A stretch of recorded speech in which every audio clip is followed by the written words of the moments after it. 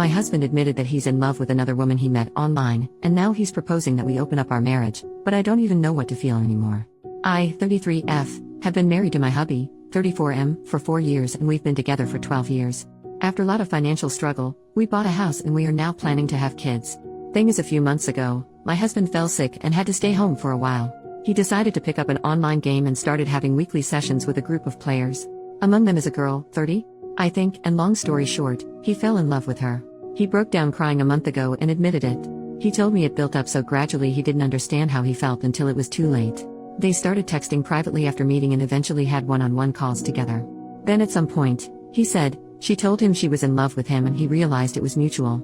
He said he told her it was impossible but loved her too. They tried to be just friends but they couldn't resist and continued to show affection for each other. He showed me the text but also ventured into sending explicit photos. She asked if she could meet him face to face but he refused. So he told me all of this, apologized over and over again and told me he couldn't control himself, and while he loved us both, it was me he would choose no matter what. I was still very upset and slept at a friend's that night to gather my thoughts. I decided to forgive him because he clearly felt guilt and wanted to work it out. I told him that while I was deeply hurt, I still appreciated him coming forward to me and being honest about what happened. We got into long conversations about how we were feeling in our relationship. I accepted he could love someone else but said I didn't like how he handled it. He agreed. And then yesterday he asked if I was comfortable opening up the marriage to polyamory. He said he still wanted to live with me and have kids but can't erase nor ignore the feelings he has for her. He says he wants to do it right and let us both see other people, with clear boundaries and communication, and still be present for one another. I'm gonna be honest, it made me very uncomfortable at first. We have several friends who are poly, I know more or less how it works. But I never really thought about getting into it myself. I am not against it, it just never crossed my mind before. I'm trying to think it through but it's a lot to take in. Sorry my writing is probably messy but it's kind of hard to focus.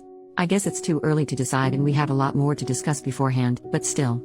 Could you guys give me your opinions on this? Thanks a lot. First update, 2 weeks later. Hey guys, first off, sorry I didn't reply to all your comments.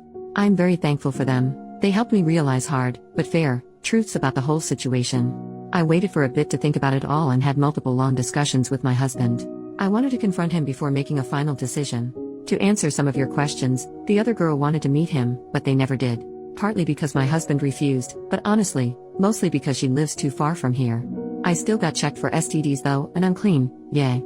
As for our polyamory friends, they apparently were the ones who suggested him to go down the polyamory road. I stopped talking to them for now, I'll deal with the bigger problem first. I told him his actions hurt me deeply and that while I appreciated him admitting his affair, it was still infidelity. I told him what you guys said, that turning it into polyamory was merely green-lighting the affair after the fact. That polyamory should be built on mutual trust and communication, which he already broke. That I didn't feel respected. It destroyed him. He said he already knew, deep down, but didn't want to admit it, neither to me nor to himself. We both screamed and cried a lot. He finally admitted he wanted to open the marriage for selfish reasons. He is very sorry.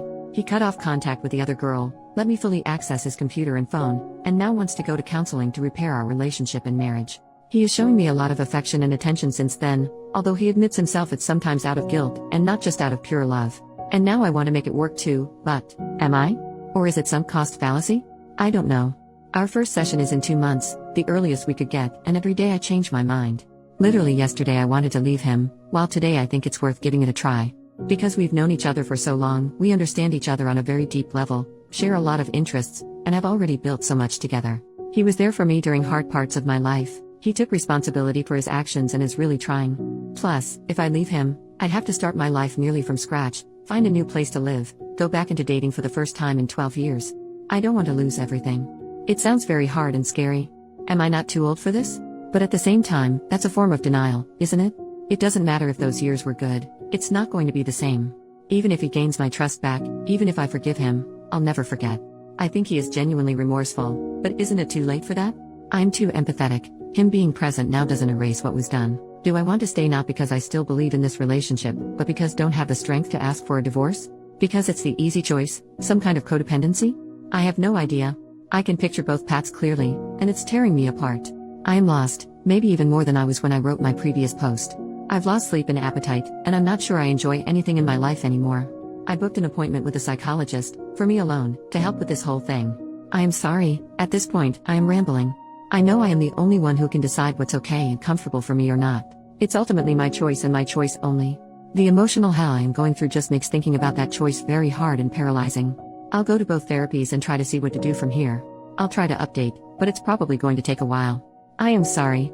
I want to thank you again for your support, and I am sending you guys a lot of love. Edit to add, a bit of information I should have mentioned but didn't because putting all of that into writing without omitting something is much harder than I thought. He cut off contact with her because once he told her he was married and wanted us both, she just ran away and broke up with him. There are times since then where my husband starts feeling sad or angry because of what's basically withdrawal. And for that he's smartly sensible enough not to blame me. What kind of marriage did we had before this crisis? It will sound so naive. It's my first and only romantic relationship. We were very close and basically grew as adults together. We could talk about anything and understand each other. We shared the same values and interests. What changed, I think, is that we got into a routine and he got bored. During our argument he said he was addicted to the attention the girl was giving him and that he felt I didn't show him I was in love with him enough anymore. I told him that even if it was true, he should have told me instead of having an affair. On one hand I have my faults too and I could accept this as one of them, on the other I was taking care of him and the house while he was sick. I don't think he believes it, I don't think he means it. But it makes me wonder whether I was actually a good wife for him. Even though I am not responsible for his actions. Thanks again for your support y'all. It's a lot to process but it helps me so much. Second update, 3 months later, a huge amount of things happened since then. I'll quickly summarize, it was a very, very unpleasant ride. So, soon-to-be ex-husband had an emotional affair online and tried to make me green-light it by asking for an open marriage, where we'd be allowed to have side adventures. I refused and his affair partner dumped him. He begged me to try to reconcile with him, to which I agreed while I was actually trying to prepare my exit. We both went to individual therapy, still am. We separated temporarily 3 times, but every time I came back, it went terribly. He was desperate. He kept trying to cross my boundaries, love-bombing me, playing the victim, asking to touch me even though I established I didn't want to, threatening to unalive himself if we were to divorce. I could go on and on. This made me finally realize, along with my therapist's help, a lot of self-reflection in my exchanges on Reddit, that I was in an abusive relationship, which is an important part, actually the most important part, of this update. Please look up definitions and examples of abuse, because I had no idea that what my husband had been doing all these years, even before the affair, counted as such. In his case it was psychological abuse, manipulation, gaslighting, guilt-tripping, blame-shifting, emotional blackmail. Nothing aggressive or mean. Which turned me into a very submissive partner over the years, always catering to his needs while erasing mine. I rationalized everything. It happened subtly and gradually and I was too naive to see it for what it was. His emotional affair and open marriage proposal were the natural continuity of that. Of course, the more I tried to get away from him, the more manipulative he got. Now that I was aware of it, I knew what he was doing, but fighting years of conditioning, even if you recognize it and succeed, is effing exhausting and disarming. So, earlier today, I brought a friend home to assist me. We sat down, the 3 of us, and I told my husband we were over and I handed him the papers. It might sound dumb but it's genuinely one of the hardest things I've ever done in my life. I was terrified. Yet he agreed. He repeatedly asked me if I was sure. He reminded me of the family we were planning to have and of our best memories together. Was it all for nothing? Apparently, yes. He was heartbroken, clearly mad and frustrated. But still he agreed. He signed them and went back to his parents for now. We still have to go through the whole procedure, separate our assets, decide what to do with the house and all. And he still wants us to go to marriage counseling. But right now, I feel free, for the first time in months. The last hours have been a mix of tears, celebration and godly, restful sleep. And I have to thank you guys again, because my first Reddit post was the wake-up call I needed to eventually, finally, get here. Better late than never I guess. Thank you so much. Lot of love to you all. New update, 3 more months later on October 27, 2024, my previous post should have been the final update. I wish. God I wish. But no, of course not. Of course it got worse, again. Screw my life. After my soon-to-be ex-husband signed the divorce papers, we went no contact, or at least, I tried to. He still sent me text messages, voice messages, and tried to call me multiple times. He even sent me a long letter full of statements such as, "I'm concerned that your mental health is deteriorating. I believe you need antidepressants to help you feel like yourself again," or, "Your trauma is understandable, but it probably makes you want to punish me by making irrational decisions, like divorce," or, "I am afraid you are surrounding yourself with questionable influences that have bad agendas. Please let me help you see it through." He claimed that the crisis was just as hard for him as it was for me. People told me he was escalating and that I should protect myself. I should have listened immediately, but I didn't react soon enough. Then he came to our street. He arrived uninvited and pleaded with me to give him a second chance. He said he wanted to be there for me and for us, insisting that he didn't deserve any of this. I started to feel distressed. He saw that I was unwell and wanted to comfort me, so he hugged me. But I didn't want to be touched. I'm pretty sure I told him no. I think I screamed no multiple times, but my memory is fuzzy. Either I misremember, or I did say no and he ignored it and didn't stop. I know it's just a hug, but it triggered a severe panic attack. He called emergency services, telling them he was worried about me because I wasn't myself. I had to ask the paramedics to make him leave. After that, he told me he was there for me if I needed him, but he thought we needed space. He contacted half our social circle to inform them that I was unwell and needed support: our mutual friends, my colleagues, our neighbors, my physician. People reached out of the blue to ask if I was okay. I became paranoid and unsure of who to trust anymore. Close friends, my therapist, and people here helped me see things more clearly. My lawyer filed a restraining order against him, but unfortunately, it was refused. Not enough concrete evidence of a threat apparently. I want to scream. We submitted a second request, which is currently being reviewed. In the meantime, I've moved into an apartment of my own. He doesn't know where I live. Hell, almost nobody does. I constantly wonder how he reacted when he found out. I'm still paying my half of the mortgage because nothing has been decided regarding our house yet. It's financially very hard for me, but I do feel safer.